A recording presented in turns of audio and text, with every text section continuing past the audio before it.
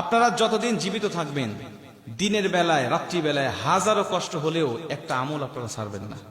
আমার জীবদ্দশার শ্রেষ্ঠ দামি একটা আমলের কথা আপনাদেরকে বলি। নবীজি সাল্লাল্লাহু আলাইহি ওয়াসাল্লাম এই আমলটা প্রতিদিন করতেন, কমপক্ষে 8 বার। কতবার? অনেকেই এই আমলটার সাথে নতুন পরিচিত হতে পারেন, অনেকেই আগের থেকে আমলটা করে থাকতে পারেন। নবীজি সাল্লাল্লাহু আলাইহি ওয়াসাল্লাম 5 ওয়াক্ত নামাজের পরে একবার করে, আর সকাল বেলায় 3 বার, সন্ধ্যা বেলায় 3 বার, আর ঘুমিয়ে যাওয়ার আগে 3 বার, মোট 8 বার নবীজি সাল্লাল্লাহু আলাইহি ওয়াসাল্লাম এই আমলটা করতেন। নবীজি বলছেন, যদি কেউ সকাল বেলায় আমলটা করতে পারে, সন্ধ্যা পর্যন্ত আল্লাহ পাক তাকে নিজের জিম্মায় নিয়ে নেয়, খারাপ অনিষ্টতা থেকে আল্লাহ হেফাজত করে নেয়, আসমানি বালা, জমিনি বালা, রোহানি বালা, হাওয়াই বালা, জিসমানি বালা, সকল প্রকার বালা মুসিবত থেকে তাকে হেফাজত করে নেয়। সন্ধ্যার সময় যদি কেউ কোনো ব্যক্তি এটা পড়তে পারে, আল্লাহ তাকে ঘুমিয়ে যাওয়ার আগ পর্যন্ত তাকে হেফাজত করে নেয়। ঘুমিয়ে যাওয়ার সময় যদি কোনো ব্যক্তি এই আমলটা করতে পারে, আল্লাহ ফজর পর্যন্ত তাকে নিজের জিম্মায় নিয়ে নেয়। এই আমলটি একদম কমন আমল। 3টি সূরা নবীজি পাঠ করতেন, যেটাকে কুল আস-সালাসা বলা হয়, 3 কুল। আমরা সকলেই এই 3 কুল পারি। অনেকেই মাদ্রাসায় পড়ি নাই, আমরা অনেকেই স্কুলে যাই নাই, অনেকেই গ্রাম্য মানুষ, মূর্খ মানুষ, সহজ সরল মানুষ। তারপরেও মসজিদে যাইতে যাইতে ইমাম সাহেবের মুখ থেকে তেলাওয়াত শুনতে শুনতে এই 3-4টা সূরা যে কবে মুখস্থ হয়ে গেছে নিজেই জানি না। ঠিক কিনা বলেন? সূরা ফাতিহা ইমাম ধরে শিখতে হয়েছে এমন মানুষ কেউ আছেন? না। সূরা ইখলাস ইমাম ধরে, মানুষ ধরে, হুজুর ধরে শিখতে হয়েছে এমন মানুষ আমরা নাই। মসজিদে যাইতে যাইতে অটোমেটিক আল্লাহ আমাদেরকে এটা সিনার মধ্যে দিয়ে দিয়েছে। সূরা ইখলাস, সূরা ফালাক, সূরা নাস, এটা হলো কমন সূরা, ছোট্ট ছোট্ট সূরা। এর মধ্যে আল্লাহ পাক এত বড় বড় কথা লিখে দিয়েছেন। আল্লাহ পাক এই কথাগুলোর উপরে যদি কোনো ব্যক্তি আমল করে, আল্লাহ পাক তার জীবনটাকেই সুখময়, শান্তিময় করে দিবেন। কুল আস-সালাসা নবীজি সাল্লাল্লাহু আলাইহি ওয়াসাল্লাম বলতেন, ফজরের পরে তোমরা 3 বার করে পাঠ করো। ভাই আপনার মাইক যা আছে ঠিক আছে, রাখেন, বেশি নাড়াচাড়া করলে সমস্যা হয়ে যাবে। যাচ্ছে না, তাহলে ওই হরেনের সমস্যা, ওই হরেন ওখানে ঘোরায় দেন।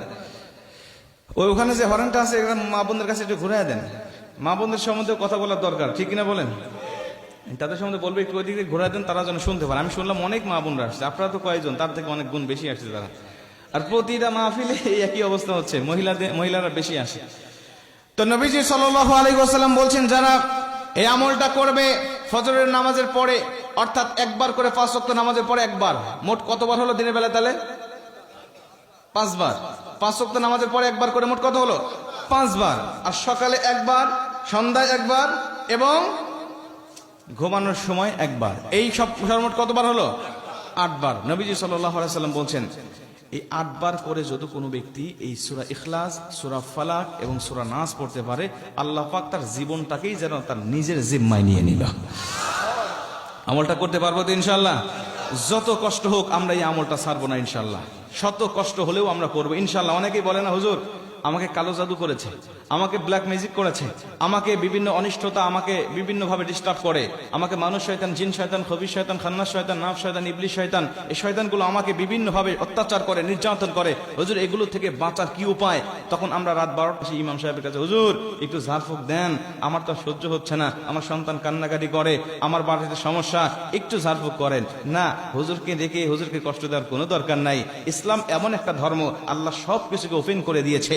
আপনি ইচ্ছা করলে হুজুর যা জানতে পারবে, একজন কুলি মজুর ঠেলাওয়ালার সন্তান একই জানতে পারবে। কথা বলেন ঠিক কিনা? এটা উন্মুক্ত ইসলাম। অন্যান্য ধর্মের মতো ব্রাহ্মণের সন্তান ব্রাহ্মণ হবে, তারা অন্যান্য মানুষেরা জানবে না। নিচু মানুষের নিচু জাত যারা, তারা ওই ব্রাহ্মণ যা জানে তা জানার কোনো অনুমতি নাই। কিন্তু না, ইসলাম এমন একটা ধর্ম, এখানে সব কিছুকে আল্লাহ ওপেন করে দিয়েছে। তুমি শুনবে, মানবে। একটা হুজুর, একটা আলেম, একটা শায়েখ, একটা মাওলানা, একটা মুফতি, একটা মুহাদ্দিস যা জানবে, একটা মূর্খের সন্তান মূর্খ ঠিক একইটাই জানবে। এটাই ইসলামের সৌন্দর্য, এটাই ইসলামের সৌন্দর্য। আল্লাহ পাক সব আমাদের জন্য ওপেন করে দিয়েছেন। আপনি যদি বলেন, আমাদের এলাকায় অনেক গ্রুপ আছে, কয় আল্লাহ কিছু গোপন আমাদেরকে দিয়েছে, কয় কোরআন হলো 90 পারা, 30 পারা জাহেরি, আর 60 পারা হলো বাতেনি। আছে এরকম? আপনাদের এলাকায় এরকম আছে?